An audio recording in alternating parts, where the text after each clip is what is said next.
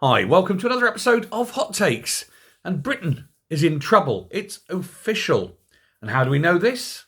Well, the IMF, that group, the International Monetary Fund, to whom Britain is likely to have to go cap in hand on bended knee very soon, has said Britain is in trouble.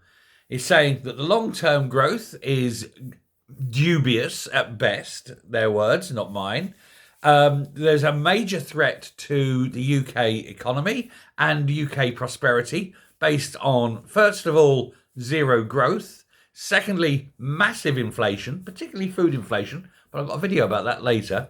But also, because of its porous borders, it means increasing numbers are coming here who are not economically viable, and therefore putting a bigger strain on our resources.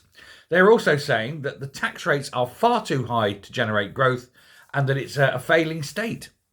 The IMF has been here before, especially with one of the previous Labour governments back in the 70s. Dennis Healey was forced to tax us till the pips squeaked. Well, boy, the pips are squeaking already. The trouble is there's no one left to tax. All the rich are getting out. It's a lot easier to do that nowadays. It's not like the old days where there were limits. Now it's the push of two buttons on a computer keyboard and the purchase of a flight to Tahiti. And away you go.